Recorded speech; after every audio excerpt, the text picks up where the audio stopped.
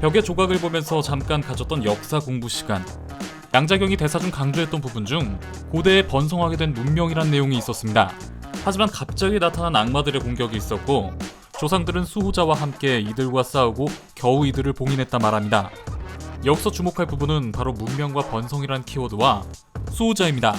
문명과 번성 그리고 수호자란 키워드를 떠올린 채 여기서 잠깐 이터널스 예고편 얘기 좀 할게요. 현재까지 공개된 이터널스 예고편을 통해 알 수 있는 것은 셀레스티얼에 의해 탄생한 이터널스들이 외계에서 지구로 와 고대 인류의 문명을 발전시켰다는 것과 그들은 과거 인류를 위협하는 괴물 데비안츠들과 맞서 싸웠다는 것인데요. 이들은 오직 데비안츠와 관련된 싸움만 할 수 있는 존재라 말하죠. 이를 통해 어쩌면 샹치의 동굴 안에 봉인되어 있던 고대의 악마가 이터널스에 등장할 데비안츠 중 하나였을지도 모른다 생각됩니다. 문명과 번성이란 키워드는 역시 이터널스와의 연결고리로 볼 수 있고 고대의 악마로 일컬어지는 드웰러와 싸운 수호자는 데비안츠와 싸우는 것이 사명인 이터널스의 산물일 수도 있어 보입니다. 이터널스들은 인간들 앞에 나서지 않기로 했지만 막강한 데비안츠인 드웰러로부터 인간들을 지키기 위해 따로 수호자를 내세웠을 수도 있다고 생각해요. 수호자란 명칭 자체도 인류를 데비안츠로부터 지키는 이터널스와 딱 맞는 명칭이기도 하니까요. 셀레스티얼에 의해 만들어진 영혼의 상징 이터널스. 그런 영혼의 존재 이터널스가 텐링즈를 만들었다면 수천 년간 이를 사용한 외누가 늙지 않은 것도 어느 정도 설명됩니다. 쿠키 영상에서 원과 배너, 캡틴 마블은 텐링즈의 출처를 끝내 밝혀내지 못하는데요. 텐링즈는 마법계의 물건도 지구과학의 산물도 우주에서 온 물건도 아니었죠.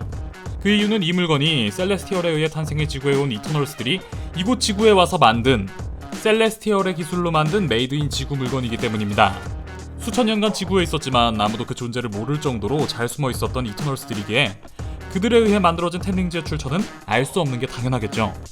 이터널스는 아무도 찾을 수 없는 숨겨진 탈로 마을의 데비안츠를 봉인했고 그 봉인을 지키기 위해 수호자에게 이를 감시하게 합니다. 신들과도 같은 이터널스가 만든 그 강력한 수호자는 용으로 추앙받게 되죠. 텐링즈는 바로 그 용과 함께 봉인을 지키기 위해 만든 이터널스의 무기이자 일종의 경보기 같은 것이었을 겁니다. 용과 관련된 무기가 아니고서는 봉인된 악마에게 어떠한 타격도 줄 수 없었죠.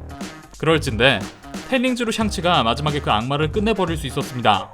이는 바로 텐링즈가 전혀 뜬금없는 곳에서 굴러들어온 물건이 아니라 처음부터 이 용과 관련된 물건이란 방증으로 볼 수 있겠죠.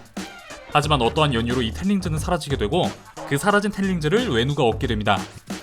텐링즈를 손에 넣은 외누가 갑자기 탈로 마을을 찾아 헤매고 결국 아무도 들어가지 못한 그 금지된 성역을 발견해 들어갈 수 있었던 것은 원래 자신의 자리로 돌아가길 바라는 텐링즈 자체의 의지 때문이겠죠. 쿠키 영상에서 웡은 이 텐링즈가 어디론가 신호를 보내고 있다 말합니다. 이는 텐링즈 자체가 원래 경보장치이기 때문에 데비안츠의 봉인이 풀려 이터널스와 그들을 만든 존재 셀레스티얼에게 신호를 보낸 것으로 예상해 볼 수 있을 것 같습니다. 이렇게 샹치에서 외누에 의해 데비안츠의 봉인이 풀리고 그리하여 이터널스가 수천 년 만에 활동을 시작하는 것으로 연결되지 않을까 한번 뇌피셜 해봅니다. 자, 여기까지 텐링즈의 출처에 대한 뇌피셜이었고요. 저의 뇌피셜이 재밌었다면 구독, 좋아요, 알림 설정 한 번씩만 부탁드릴게요. 감사합니다.